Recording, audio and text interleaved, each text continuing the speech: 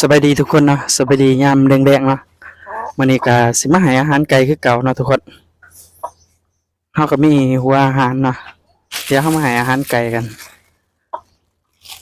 บ่ฮู้ว่าสิเห็นหรือบ่เนาะเดี๋ยวเฮามาเอาอาหารเม็ดให้ด้วยเนาะ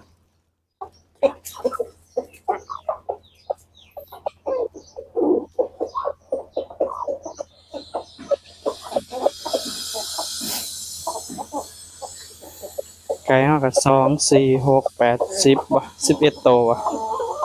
ไปใส่ดะ2ตัว3ตัวเนาะ11ตัวรวมหมดกินไว้แท้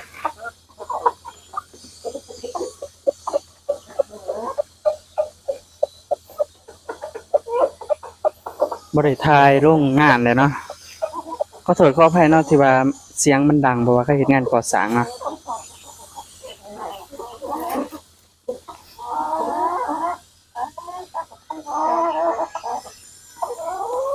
อาจสิมีเสียงรบกวนแหน่เนาะ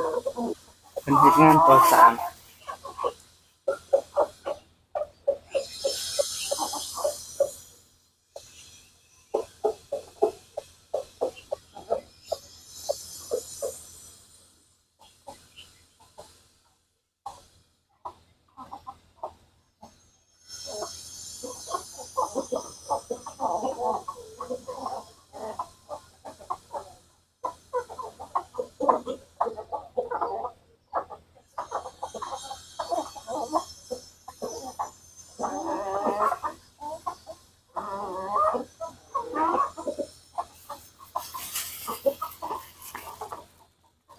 เสียงเพิ่น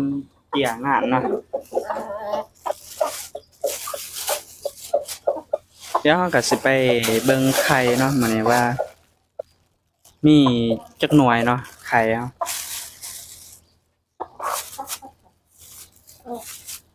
ปูนนู่นไปให้กินอยู่พุ่นบ่มาเก็บเดี๋ยวไปเบิ่ง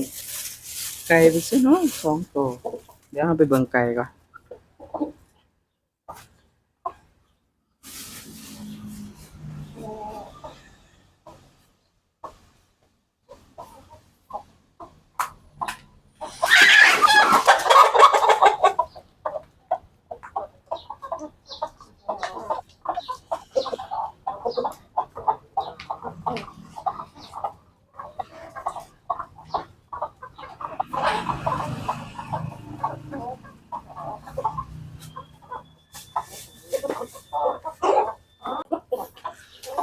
อันนี้ก็ต่อเลยเนาะ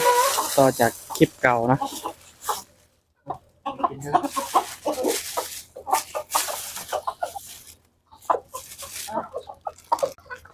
เราก็ต่อจากคลิปเก่าเลยเนาะ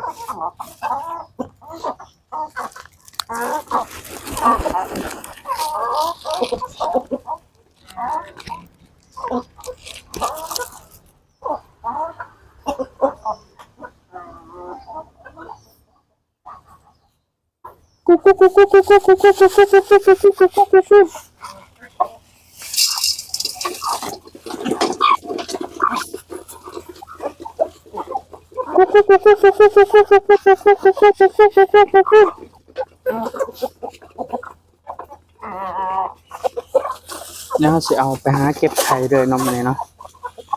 ว่าสิได้จักหน่วยเพราะว่า 2-3 วันเก็บเทื่อนึงเนาะ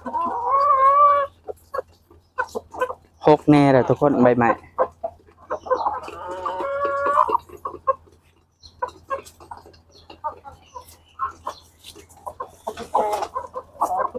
อย่าง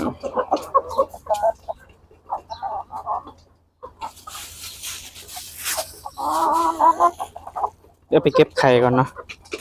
ไปเจอหม่องไข่ไก่เลยเนาะทุกคนเนาะไข่ไก่ที่เก็บเมียดใหม่ฝากเนาะทุกคนเพราะว่าเขาสิเอาไปฝากทีมงานเนาะ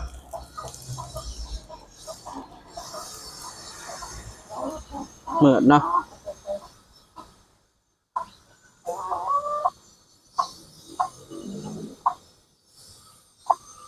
เปิดไฟบ่ได้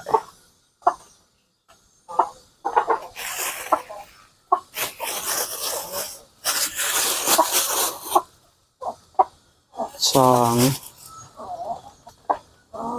4 6 8 10 12 14 16 8 3 2 4 6หน่วยเนาะกับไปแพงหนึ่ง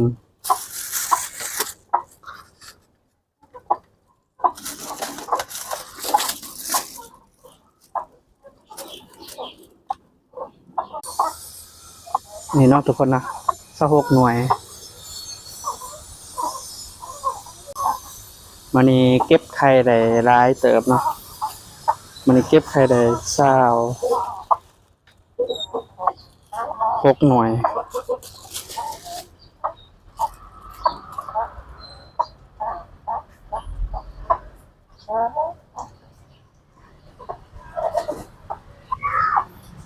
มันนี่ถือว่าหลายๆอยู่เนาะ